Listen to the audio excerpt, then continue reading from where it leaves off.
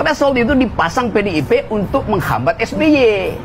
Bisa jadi nanti dampaknya bukan hanya persoalan Hasto aja, PDI pun bisa surut, jangan-jangan bisa bubar. Ini tentu PDIP harus gerak cepat ya dalam konteks ini. Ya minimal sudah akan ditentukan soal posisi sekjen misalnya ya. Yang bisa kita lihat sebagai orang yang paling dipercaya oleh Ibu Megawati Soekarnoputri adalah Hasto Kristianto.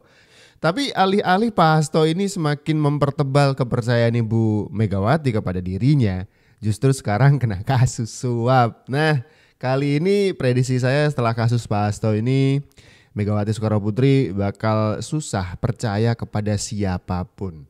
Apakah Megawati akan ingin jadi ketum seumur hidup karena nggak percaya sama orang lain?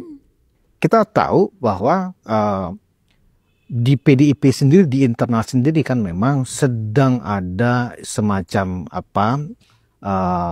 kegiatan-kegiatan yang cukup intens di dalam reposisi di kepengurusan barangkali. Kan mau kongres, ya kan? Kita tahu sejak lama kan memang sebenarnya Ibu Mega sudah ingin mundur dari ketua umum. Oh iya? Iya. Tuh abang tahu dari sebelum 2023 lah, ya kan?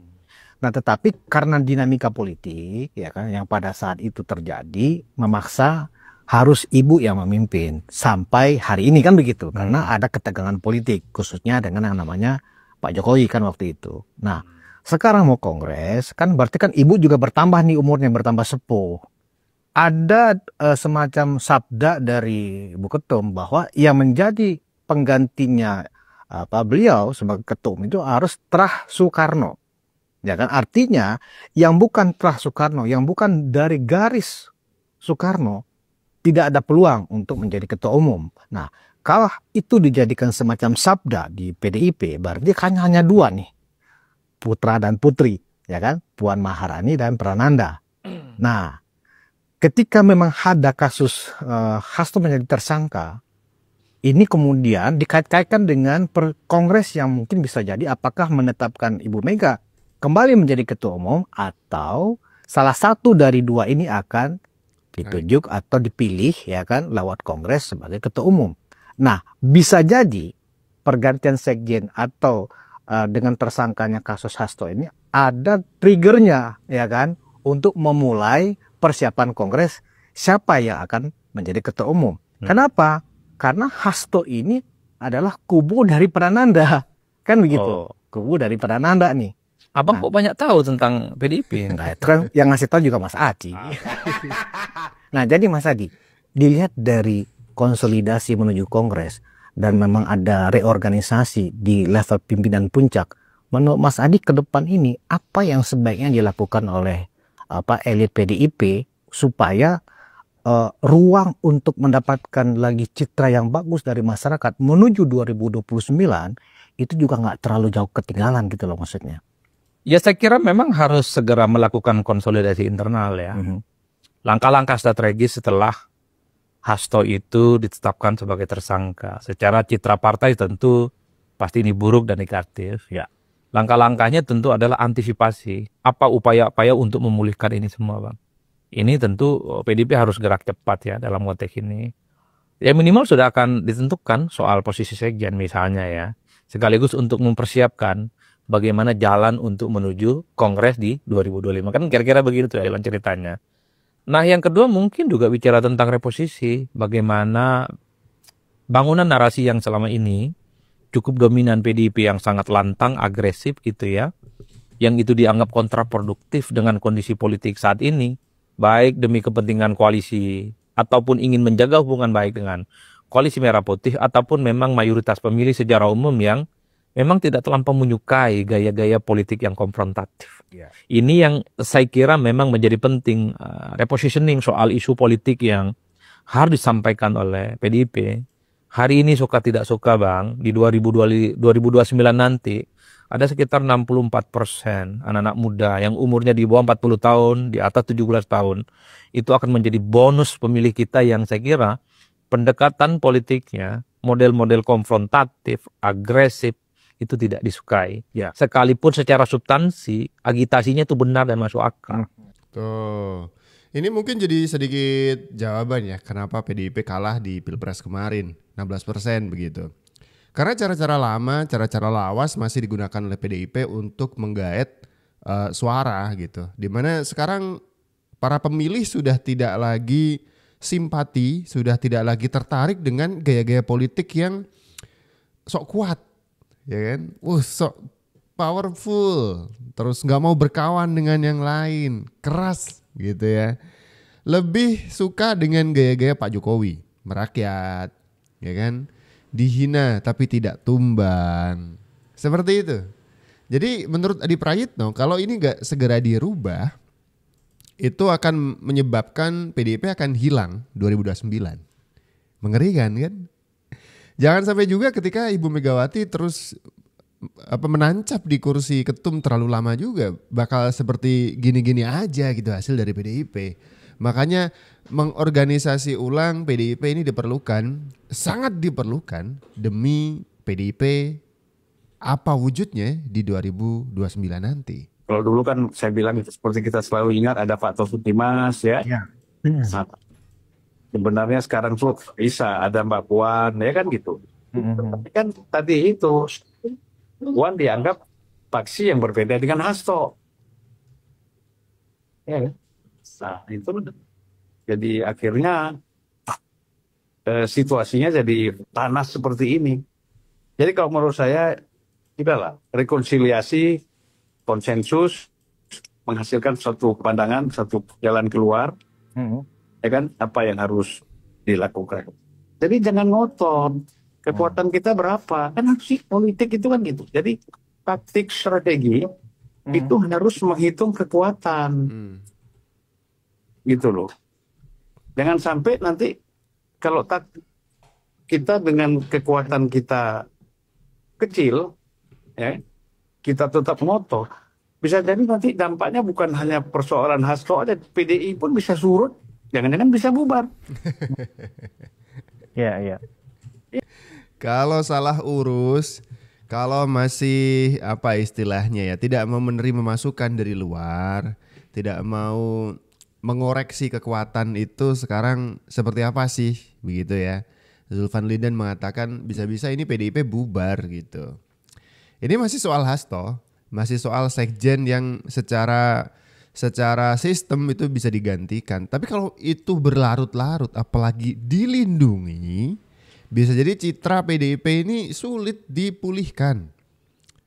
Jangan-jangan nanti masyarakat akan berpikir bahwa PDIP itu adalah partai pelindung koruptor, pelindung tukang suap. Mau nggak? Saya sih nggak mau. Ini partai besar.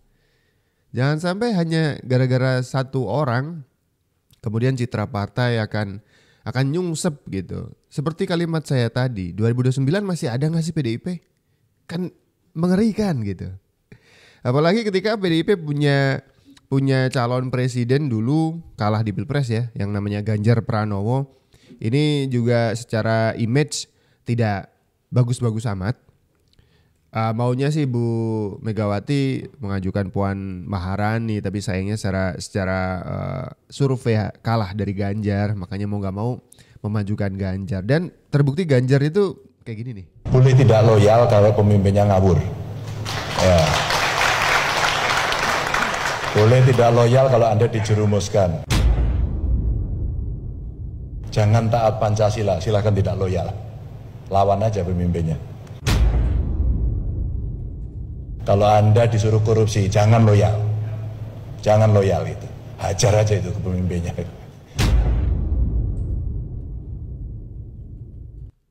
Punya kader yang seperti ini bikin Ibu Megawati juga ketar-ketir. Ini orang susah juga diatur gitu. Ya buktinya ada satu orang yang susah diatur, akhirnya dipecat juga dari partai kan. Pak Jokowi, ya kan, Mas Gibran, Mas Bobi Nasution, Effendi Simbolon, cuman ketemu Pak Jokowi aja dipecat ya kan. Apalagi yang seperti ini nih. Jadi Ibu Megawati tuh pusing bukan kepalang gitu ya. Pusing banget nih akhir-akhir ini. Udah percaya satu orang, Hasto kena kasus. Bukannya justru hati-hati, sudah dikasih kepercayaan sebegitu besar oleh Ibu Megawati Soekarnoputri. Kalau ditimbang-timbang nih, kepercayaan Ibu Megawati itu yang dikasih ke Hasto itu lebih besar daripada kepercayaan Ibu Mega yang dikasih ke Bu Puan, Mas Prananda atau bahkan Pak Ganjar lebih besar. Malah dibalas dengan kasus suap kan. Bikin pusing ibu aja. 2003 dipasang threshold itu. Kan orang bilang SBY yang pasang threshold. Berarti SBY bodoh dong. Partainya cuma 7%, kok dia pasang threshold 20%. Kan ngaco kan? Itu 15 waktu itu. Ya 15 apalagi, tetap di atas 7%. Threshold itu dipasang PDIP untuk menghambat SBY. Kan itu intinya. Kan SBY belum masuk dalam kabinet. Belum jadi presiden, tapi potensi jadi. Maka PDIP pasang threshold itu untuk mencegah SBY. Ternyata SBY melampaui threshold itu. Oke, benar sekali. Yes. Karena saya dipanggil sama Bang Taufik ke Tengku Umar. Ini 2003 nih Bang? 2003. Iyalah. Rizal, kita mesti naikin threshold. Kenapa? Ya satu, supaya SBY nggak bisa maju. Emang gitu akal-akalan. Kebongkar gitu. Ternyata threshold itu dulu dipakai buat istilahnya itu bikin pagar pembatas lah, biar Pak SBY waktu itu yang punya elektabilitas yang cukup tinggi tidak ngerecokin jalan Ibu Megawati untuk maju lagi jadi presiden, kan begitu. Tapi kemudian kita hubungkan dengan tema di video kali ini, bagaimana Ibu Megawati sekarang lagi penting banget mempertahankan PDIP itu biar tetap besar. Ibu Megawati menimang-nimang nih siapa kira-kira orang-orang yang bisa menggantikan saya. Atau Pak Hasto minimal. Ini ngomongin soal Hasto ini mungkin Ibu Megawati telinganya berdenging ya. Ini orang sudah dikasih kepercayaan sebegitu besar. Malah terjerat kasus suap kan begitu ya. Apalagi Ibu Mega sudah bikin partai itu di apa ya, di setting, dibangun sedemikian rupa biar partai ini besar. Bahkan harus bikin menerapkan threshold 20% segala gitu ya. Biar PDIP itu besar. Ya sekarang malah bingung, sebesar ini mau dikasih ke siapa nih? Tampuk ke pemimpinan selanjutnya. Yang mau makan siang siapa? Oke. Anak sekolah, dia udah lepas itu. Saya khawatir beliau nggak tahu stunting. Saya khawatir beliau nggak dikasih input oleh timnya. Maka itu berulang-ulang dikatakan makan siang untuk stunting. Maksimum 1000 hari kehidupan pertama. Maksimum. Minimum pranikah. Oke. Maka saya katakan, awas ya perempuan itu anemia loh ya, remaja-remaja putri ini. Siapkan dulu dia. Kalau mau menikah diedukasi. Jangan menikah dini. Urutannya begitu. Begitu kamu menikah dini nggak bisa tertolong, jangan hamil dulu. Begitu sudah memenuhi kamu bisa hamil dulu, periksakan. Pastikan kandungannya baik. Maka kenapa mesti ada versi saya? Oke. Satu desa, satu vaskes, satu nakes. Maka kalau ada sesuatu, risiko tinggi ibu hamil, cepat ditangani. Bukan menciptakan rumah sakit banyak. Maka larinya tadi bukan kuratif, tapi preventif dan promotif. Promotif, ayo edukasi hidup bersih sehat. Preventif olahraga dong. Lari yuk sama Ganjar gitu. Ya, kita dulu pernah ingat bagaimana pas waktu kampanye Ganjar kan punya program internet gratis, di mana Pak Prabowo punya program makan bergizi gratis. Ya tentu saja sebagai kontestan dan kompetitor gitu, Ganjar merasa punya kepentingan untuk juga menjatuhkan program makan bergizi gratisnya Pak Prabowo. Tapi sekarang tanggal 6 Januari 2025 makan bergizi gratis akan serentak diselenggarakan di Indonesia. Ada sekitar 190 dapur umum yang akan bekerja sama dengan ya banyak anggota dan juga kelompok-kelompok di daerah ya, di desa untuk bisa menyelenggarakan program makan bergizi gratis. Oke. Akhirnya kita harus menerima bahwa pemenang punya kesempatan untuk bisa mewujudkan program-programnya, dan sebagai yang kalah, ya ini PDIP masih punya PR nih, siapa yang akan menentukan, siapa yang akan kemudian memimpin, siapa yang akan kemudian jadi tukang setir. Bukan ya, maksudnya itu nahkoda lah istilahnya, nahkoda di partai sebesar PDIP.